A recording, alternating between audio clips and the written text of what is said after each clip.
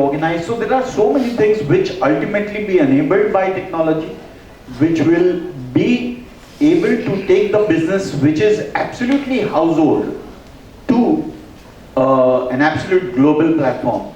And all this definitely is possible, not just in textiles, but anything and everything that, I mean, I remember one article that was written in 90s on Muchchad Panwala at Chonir, at Nibbensi Road.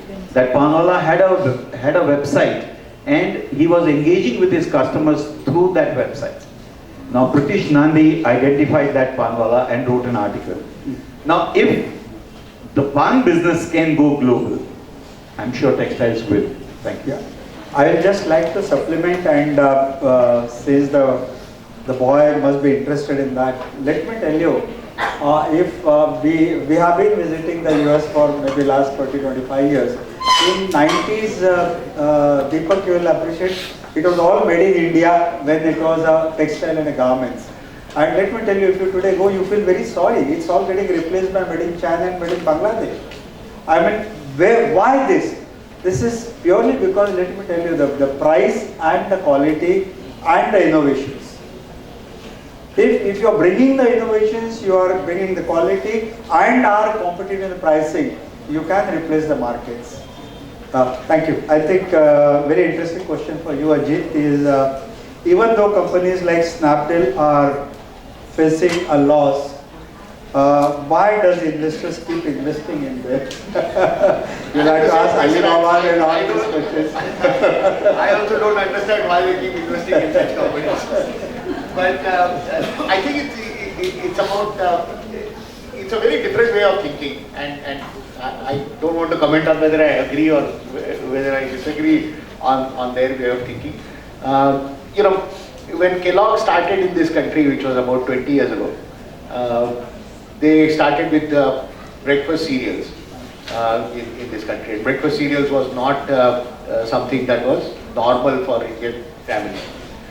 It was more like poha and idli and whatever. Now breakfast cereals has become normal after 15-20 years, and it has captured the market. It took Kellogg's to become profitable in India maybe about 15 to 16 years, and they were willing to ride that loss for a long time. Assumption that Snapdeal type companies are making is also that they will sort of change the habit of consumers over a period of time, and once the habit is changed, then they will start making profit. Whether that habit change is 5 years away, whether that habit is 10 years away, whether that habit is 100 years away or never, I am not the judge. But there are enough capital providers who are willing to back them and say that yes, habits will change and we will then have a Snapdeal which is making money. I'll only leave a word of caution here that don't think of Snapdeal and Flipkart kind of a thing where there is much more beyond a value. All of you will have to look at that, what kind of a value addition I am going to make by bringing a disruption in the present scenario. I mean, if you work towards that, the money will be available whether you are getting loss or not, and what horizon you become a profitable, that is the investor's call, don't worry about it. Am I right, Ajit? Yes, absolutely. Yeah. Ajit, there is one more question, but I think you have already articulated, that is how to represent our idea to the investors and what are the key points to attract and impress them. Maybe one or two points if you would like to, you had already articulated. Yeah, I think the forums was something I think in the second part, which is how to, what is it that investors are looking for. I think investors are looking for, basically in the early stage of the company, they are looking for your passion. They are looking for your commitment towards this. Okay, if you are doing this in a part-time sort of mode that, you know what, put your money, I'm going to try this with your money, no investor is going to give you the money. If you come back and say that I am putting my life behind this and all I need is money or capital, then yes, there are investors who are willing to back. So whatever may be your idea, first get convinced that you yourself are willing to put your life behind that idea and make it work, and then go to investors and convince them that yes, this is something that is worth doing. Thank you. I think the last question before the session, I am sure all of you are pretty hungry, B2R. question is from Jyoti Deshpande. Is startup and such initiatives creating an ecosystem for the growing number of educated farmers? The second is, there is growing number of IT professions and management graduate turning farming and agriculture business. I will like to say affirmatively yes. I would say that this is one area, as we took up the first question, there is one area where you young guys can really look for a great opportunity.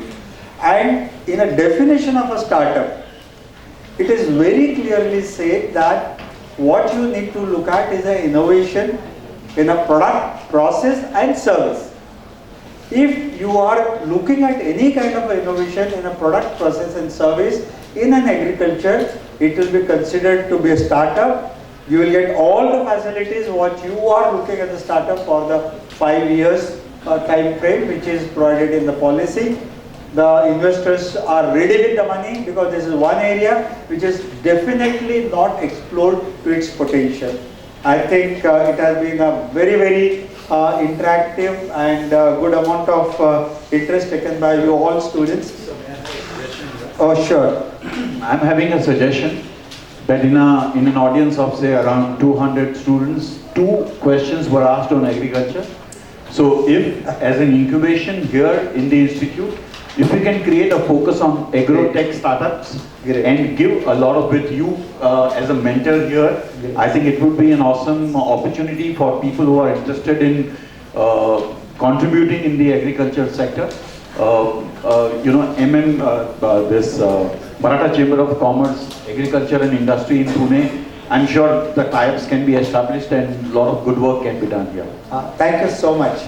I once again would like to thank all my panel members. Let's give a big hand to the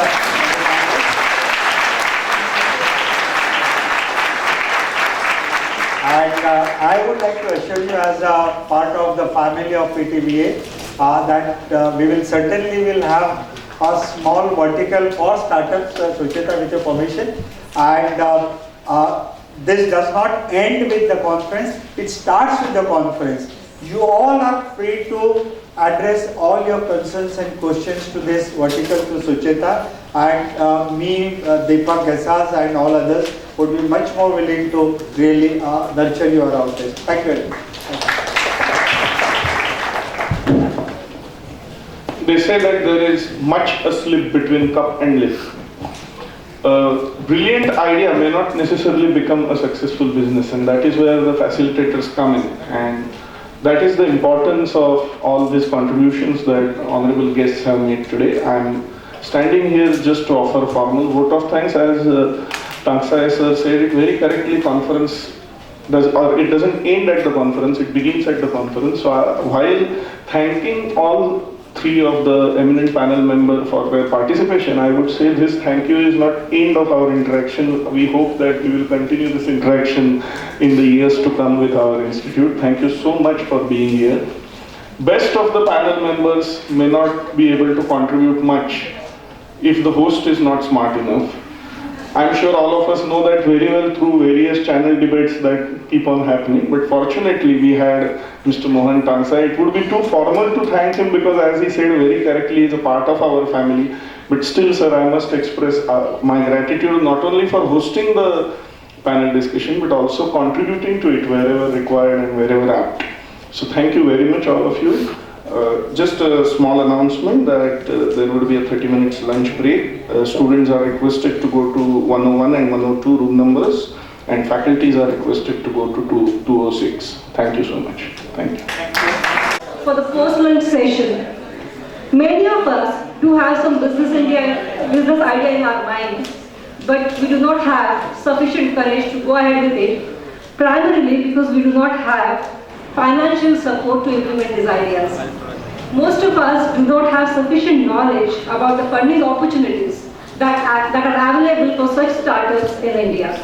This session of our conference is specifically planned to address this aspect of business, that is, funding opportunities for business in India.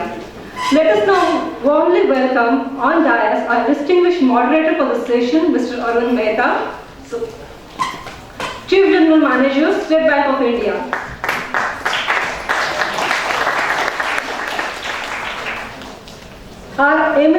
panelist, Mr. Ravi Tyagi, Managing Director and CEO of Sidbi Venture Capital, Ms. Bala Deshpande, Senior Managing Director of New Enterprise Associates Private Limited, and Mr. Topendra Bhattacharya, Head Digital Bank, Direct Channels and Analytics at RBL Bank.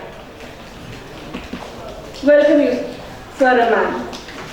Allow me to introduce you to our distinguished moderator, Mr. Arun Mehta. Mr. Mehta, a postgraduate in economics, joined State Bank of India as a probationary officer in 1985 and has held various important assignments in the bank.